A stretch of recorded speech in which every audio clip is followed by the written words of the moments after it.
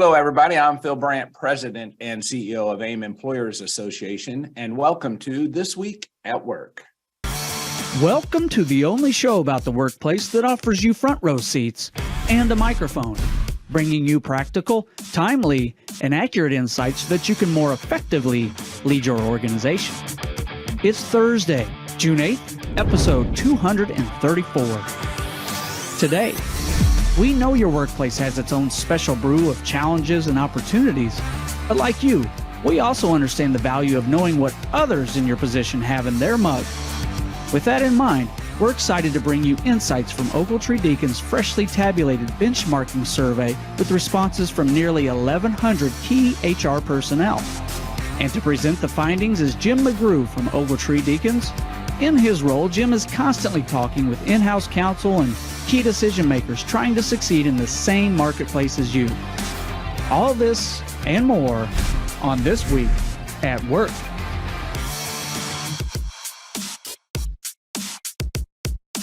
All right, welcome back, and thank you for joining us, everyone. Bert, good morning. We got all kinds of things to happen, but Cardinals not necessarily doing as good, even though they won a really good game last night, 1-0, if you like, a pitching duel.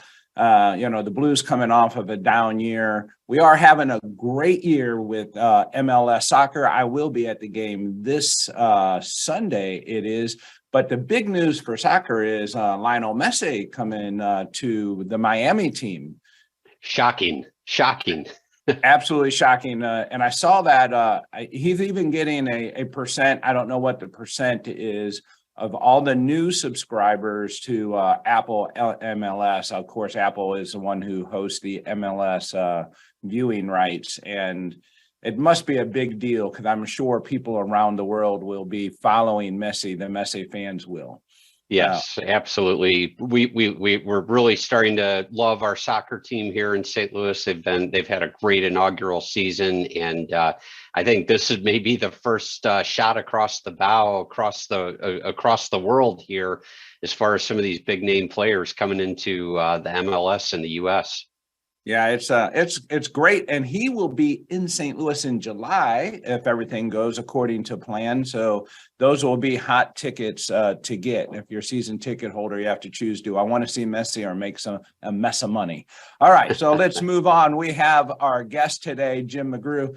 Jim, it is a pleasure to meet you. Welcome to the program. Hi, Phil. Good to see you, and thanks for having me. It's a pleasure to be here. Well, we appreciate you being on the program. Jim is the Chief Client Service Officer with Ogletree Deakins, our favorite law firm. So far, Jim, what I know about you comes from Bert, so we're going to leave that information off to the side because Bert likes to mislead us sometimes. But the one piece of information I have to fact check is, did you work for Chef Emeril?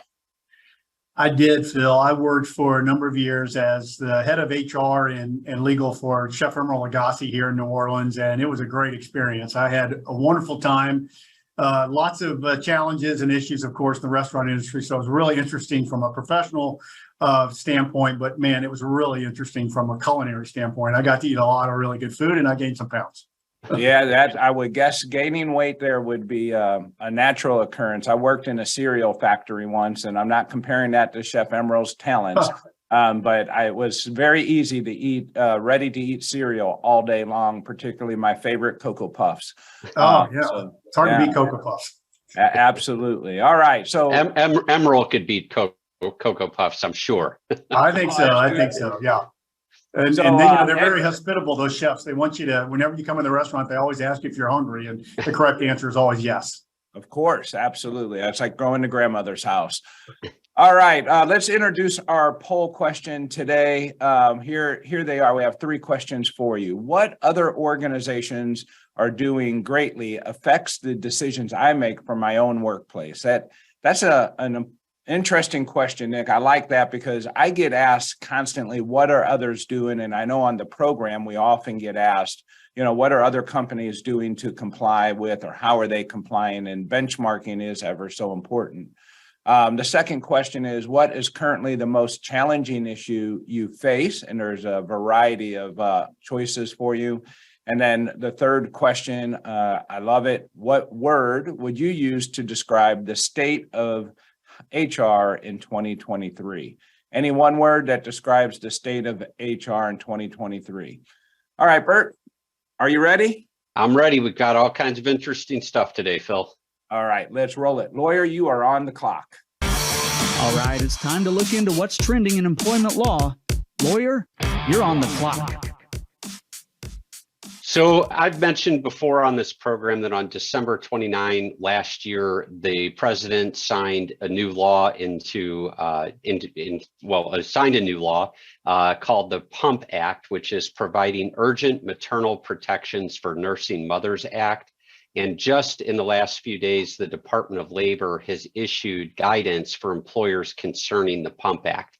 Just as a reminder that the changes under the PUMP Act, what they did was they amended the Obamacare to include break time and lactation space requirements for employees who need to express breast milk at work. Under Obamacare, the employers were required to provide break time and lactation space requirements to all employees who are non-exempt under the Fair Labor Standards Act. The PUMP Act expands that further and extends the FLSA's reasonable break time and lactation space protections to pump breast milk to all exempt employees as well who were not previously covered by the Affordable Care Act amendment. So keep that in mind that all employers now need to comply with this for all employees who are exempt or non-exempt. Under the DOL, when did that go into effect, or December, is it in effect? It's in effect. So it went into effect in, it was signed on December 29th of last year and went into effect immediately. Great, so, thank you. Well, I'm sorry, what's that? I was just saying thank you for that. I missed that in the beginning. I apologize. Yep. That's all right. So, so really what this new guidance says is that employers may not deny a covered employee break time to pump. The frequency, duration, and timing of breaks vary depending on factors such as the needs of the nursing employee and child and the lactation space, and the employer and the employee may agree to a fixed schedule provided that adherence to the schedule suits the employee's needs. And fourth, the employees who work remotely are also eligible to take pump breaks as if they were working on site. Now, what does that sound like? It sounds an awful lot like the interactive process that we would go through under the ADA to engage in a conversation with the nursing mother to figure out what's going to work best for the nursing mother and that the employer can reasonably accommodate. Yeah. So let me ask a quick clarifying question here. Did I understand that the time to pump, we can't necessarily say, well, that's going to be your break time? Correct. The nursing mothers get their own block of time for pumping. Right. Absolutely.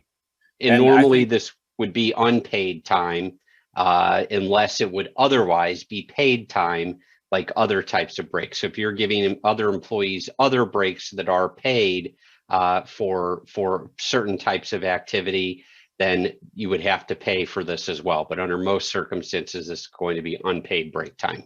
Yeah, I think the watch outs for me when I think about my HR experience, one is I have a really cooperating employee who says, oh, that's okay, I'll just do it during my break.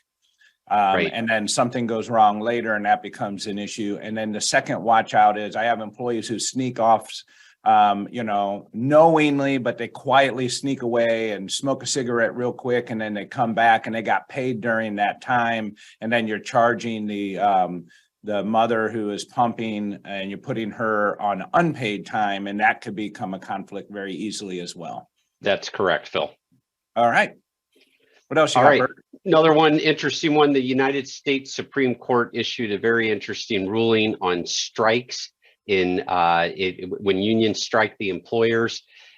Just in the last few days, the Supreme Court issued an 8-1 decision that allows employers to sue unions for damages under certain circumstances for the damages that employers incur during a strike.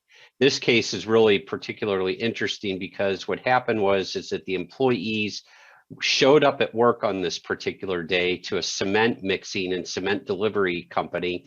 They waited until the cement was loaded into the trucks for the day, and then they went on strike.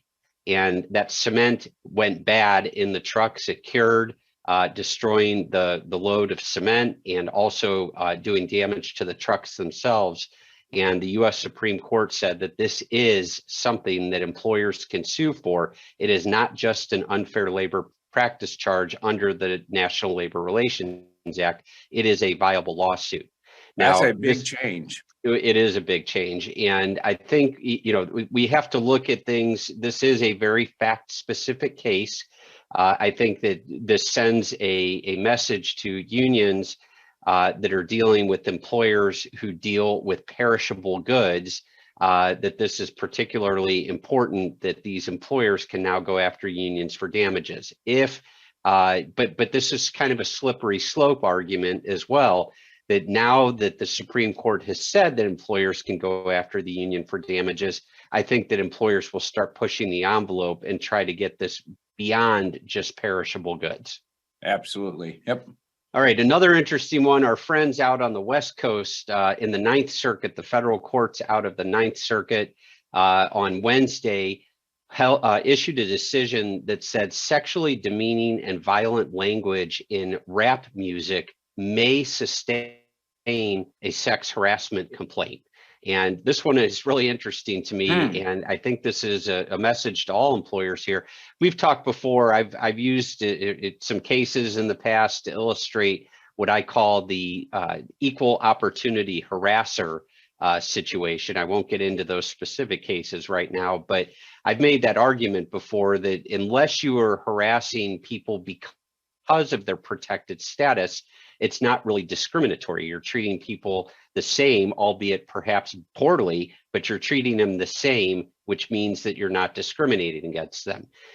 In this particular case, there were 7 females and 1 male who sued over the offensive language, and the Ninth Circuit said that may support a viable sexual harassment claim. So just kind of a warning shot to all folks out there about the Supreme Court or about the courts, the Ninth Circuit, their take on this, and that allowing offensive music in the workplace, which could contribute, as it did in this case, to people acting out gestures from the music and the offensive lyrics, and creating what the court called a misogynistic culture in the workplace, even though men and women in the workplace found the rap music to be offensive.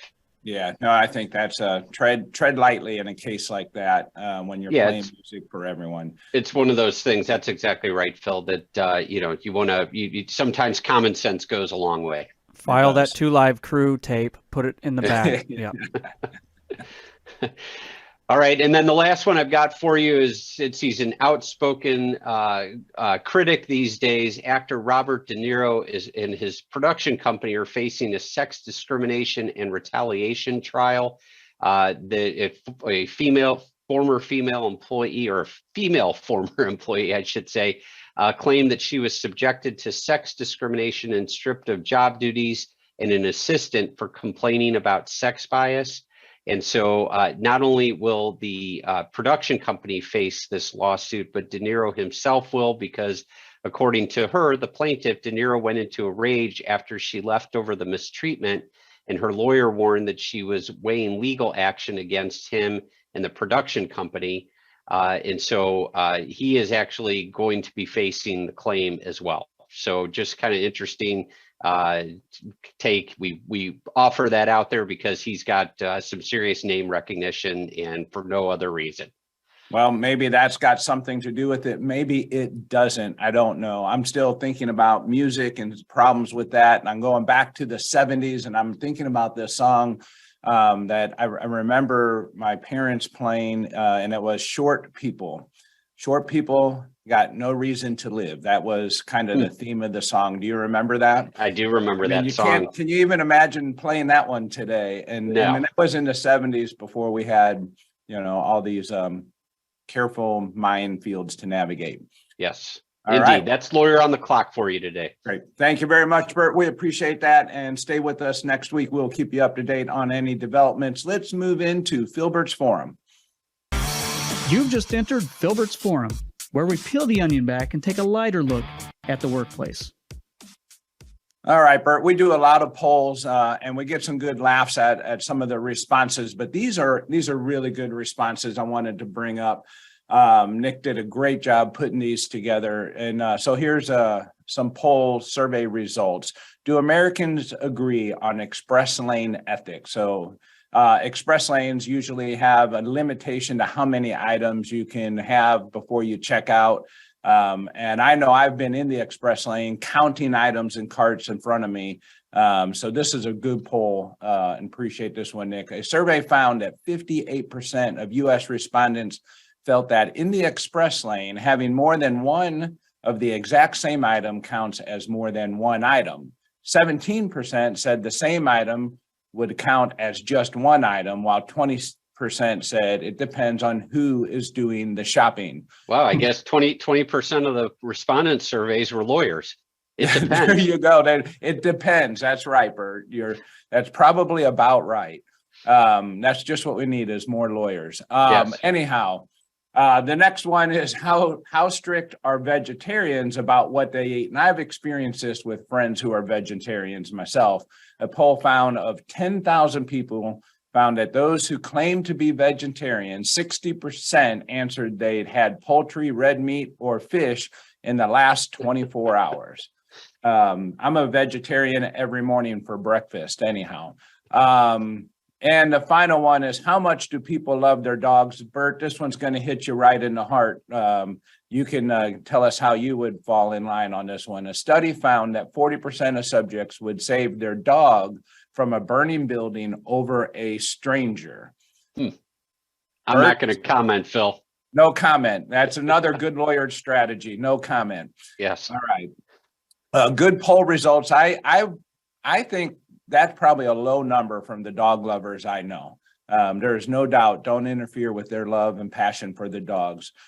All right, Jim, are you ready to join the program and share with us some great insight? I sure am, Phil. Ready anytime. All right. So, Jim, I have the survey results here that Ogletree runs each and every year. Can you tell us a little bit about this survey and what it's comprised of? Yeah, sure, Phil. We started, during doing benchmarking a couple of years ago because we had such demand for it. Companies need this information. They need information about what others are experiencing, and it really helps inform their workplaces, et cetera. So we started this basically because of the demand for information. We ran this year's survey over a 2-week period in March and April. As you mentioned, we had survey responses from about 1,100 senior HR professionals and in-house counsel. And their top 5 industries represented were manufacturing, technology, healthcare, financial services, and retail, although we had numerous industries represented. And as you can see, we had employers of all sizes respond to the survey. So we had a really broad base of responses, and we had a really good response. So let's talk about the first result, because I think it's really, it's at the burning heels of all of the listeners of this program. They struggle with this, and we talk about it and work with them regularly. And that is the top labor employment challenges. And that is retaining, hiring people, doing those types of things. What's your survey telling us about that, and what insight can you share with us? Yeah, so we asked people to rank these 7 things according to which was the most challenging to the least challenging. And, it's amazing how hiring and retention continues to be by far the most challenging issue that employers are facing. This year, our survey was down about 7%. Last year was about 71% was the number one. Hiring and retention was number one. It's still, though, 64% is say that that's their number one issue. We thought that was really fascinating. We've seen this now year after year. It's amazing. Where is everyone, right? And of course, the biggest issue that people said in connection with hiring and retention is just lack of candidates. And I saw from your survey that you did this morning, it looked like 80% of your respondents just said it's the number one issue. So we thought found that was interesting. A couple of other interesting points about this particular response is we debuted pay equity or pay transparency as a question this year, and it debuted at number 4. So it shows that as a rapidly developing area of interest and concern for employers. Something that was interesting to me and a little bit surprising was that layoffs and reductions in force was number 6 of 7, considering that we're hearing so much more about layoffs and reductions in force. Now that changed a little bit depending on the industry. In technology, for example, much higher answer that was a much more challenging issue. But yeah, Jim, let me jump in there real quickly, because we've talked on this program several times in nearly 30 years of being an attorney. I've never seen the economy as out of whack as it is right now, because you still have some sectors of the economy that they cannot find enough employees and they cannot retain those employees. Yet you have this sort of whipsaw effect where other industries literally are laying off employees. And what's happening is that the workforce that exists, the workers who are being laid off, are not the workers who are needed in those sectors of the economy where the jobs are. And so things are really, really out of balance. And an illustration of this, I was literally out of town yesterday with the client helping with an investigation of overhiring at the client. And that resulted in the fact that they were then implementing a reduction in force. And so that's really a significant issue. And I've used the term before, again, on the program about the economy whipsawing from not being able to find enough workers to having layoffs and reductions in force. So I think those survey results are very consistent with exactly what I've seen in my own practice. Yeah, and I experienced the same thing with our employers. I mean, the majority of our employers, as we can see, and we'll get to it here in a minute, they continue to focus in this. And I think I see the Fed having the same struggle as they're trying to manage, wage inflation and inflation in general, and unemployment. And, almost no matter what they're doing, employers are still hiring at record pace. And that has got, in my opinion, just got to do, and we talk about it on the program all the time, when you just add up the belly buttons. When we say belly buttons, Bert, how about noses? If you add up Sure. the noses, there really just aren't enough people, and there's not enough people coming into the workspace with the right skills and talents that are in demand. And that tends to be the problem. So we're in this constant shuffle. And that creates the constant battle. And I think your survey, Jim, kind of talks about that when it talks about wage transparency. And as great as that is, and the purpose and intent of it, also the problems that it caused to encourage people to leave and go somewhere else. And it just creates this vicious turning circle from my point of view. Yeah, All I right. think we're going to continue to see the pay equity, pay transparency in particular topic grow, I think, in interest.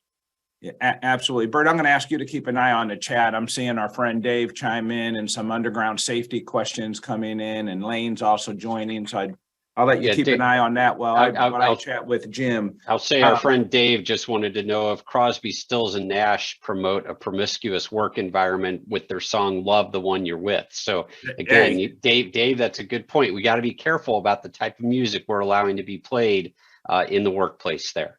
Well, we know what Dave Forsey likes now. Welcome, Dave. Glad to have you with us again this morning. All right. So one other one, our friend Lane did comment. I'd say 58% of respondents understand how express lanes work. That's it. Only 58% understand how an express lane works. And what she means by that is that, of course, if you have 2 of the same item, that counts as 2 items. Yeah, is that what she means, right? It doesn't even depend, huh? It doesn't even depend. Exactly.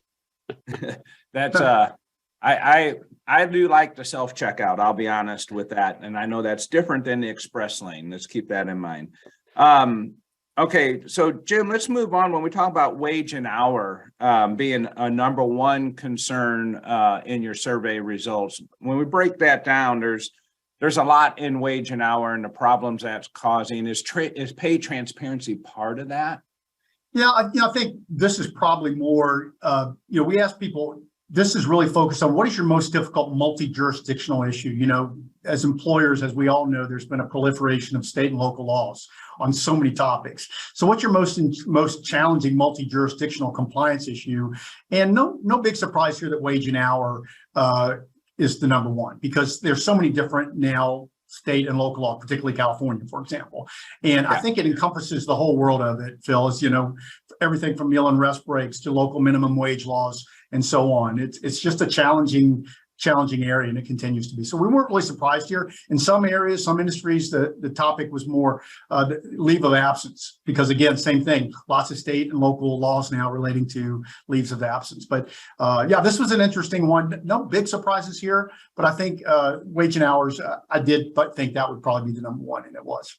Yeah, and I know your survey reflects this. We see it on our program and with the questions that we try to manage on a daily basis, is that it used to be, you know, federally we acted one way across the country with many different things. And at best we'd have, you know, some states that were outliers. Now we have, you know, states, way outlying, where outliers from the federal direction that we are given. And then, you know, local and county and city. It's just, as an HR professional or business owner today, if you have people in multiple locations, it's really tough to create balance. And I know that creates a lot of stress and so forth on the HR professionals that listen to the program. Nick, can we see the survey results as it relates to our word cloud? So when we think about this, you look at exhausting, ever-changing, hectic. I mean, those are some strong words to describe your everyday activity in my mind. Overwhelming, another one, chaotic. We've got some positive folks out there though, Phil. We've got rewarding, we've got dynamic, and we've got variety. I like those. Those are some optimistic people. I do as well. That's why we have you here, Bert. You always do a good job pointing out the positive sides of things. So when we think about that, this type of information makes it more and more difficult for one person within an organization to just be able to manage and have all the information they need. And that's where they reach out to, you know, firms like ours or like Ogletree's to help them with that guidance, and they listen to the program. Do you see that continuing, or do you see that staying the course at this point? So I think it's going to continue. I mean, it's really, as you said, being an HR professional is really challenging these days. You know, like you said, back in the day, you just had to really mostly worry about federal laws and a few state laws. And now, of course, state, local laws it's amazing. I mean, just if you're an employer in multiple states, it's challenging. And you used to be able to have one handbook a lot of times, right? If you had multiple states, those days are long gone. So I think we're just going to continue to see this proliferation. That's my guess. I don't know what you think, Bert, but that's my feeling as well. I agree completely. We've talked about the localization of law in this program many, many times, and that's a trend that's not going away. Jim, let's skip ahead, and there's a section that talks about where's the workforce working. And I think this is always a point of interest for our listeners. They're always trying to gauge where our members, what other members are doing to help them find their way forward. There's some changes from a year ago and where we're coming out of COVID. Let's talk about this a little bit. Yeah, so we asked people, how many days per week is your workforce working remotely? Of course, this is something we're very, very interested in and been watching for some time, as all of you are, I'm sure. And of course, the answers change depending on industries. But the average here, as you can see, the number one response that we had was 28.3% said that the number of days they're working remotely is average is 2 days per week, and that's up a little bit. So it looks like remote work is here to stay, it looks like, even though we're starting to see trends kind of going back to the other directions. But looks to me like we're still looking there are a lot of workforces that are going to be partially or fully remote. And I think that's similar to what you said, you guys are seeing, Phil. Yeah, it is. When we talk, particularly with our recruiters, right? Our recruiters every day are out asking, people seeking interest for new employment. And one of the, if not always the first question, it's a second question, which is, what's the remote work opportunities? And, am I required to go into the office? Can I work from home? Can I work from wherever I choose? And it's not one layer of questions. It's a multitude of questions around remote work. And I think for employers to know where they're at and how they strategically align their business to compete in the space they're in becomes increasingly important. It's not going to go back to where we were pre-COVID in any of the near-term future, that's for sure. It looks like we're right up against the 8 o'clock hour. There is so much good information in this report. Jim, is there any one last thing you want to highlight that's important, do you think, to the audience that you want to share? So I would just say that there's lots of information, as you said, in there. As long as you're on that, I'll just mention on layoffs, if you'll scroll back to the layoff screen, what we're seeing in terms of, there's a lot of interest in the issue of layoffs and what we're seeing. As you can see, we saw that most people are not planning or have not recently implemented layoffs. Some are. And I think that's pretty typical with what we see generally. If some industries are dealing with a lot more than others. But it's going to be interesting to see as the economy develops how that happens. I think we're now in a world where we all know some folks who are getting laid off. On the other hand, other industries can't hire enough people. So that's going to be another interesting trend. But one thing's for sure, it's a busy time to be an HR professional, of course, as always. That is for sure. Jim, this is a great report. We're going to make it available to all of our listeners of the program here. We will make that available on our website. We'll provide some information how you can obtain that. Thank you for joining the program, Jim. Happy to have you. Bert, as always, thank you for enabling the Ogletree resources. We appreciate that. Our listeners appreciate that. And we will be back on air next Thursday morning, 7:30. We'll see you then. Until then, go out and let's be good to people. Phil, I will say what we'll do is we'll get you the poll results for our show, and then you can post it on your LinkedIn. So look for the results on LinkedIn. I always post those on the LinkedIn afterwards. I apologize for not being able to get to them. Thank you, Nick. Thank you once again for tuning in to This Week at Work. If you enjoy the show, please share it with your colleagues. Forward our invites. Share the link, aimea.org/thisweekatwork, or follow or subscribe wherever you get your news and entertainment, like LinkedIn, YouTube, Spotify, Apple Podcasts. We're everywhere you are. And you can be part of the show. Send your questions and comments anytime to info@thisweek.work.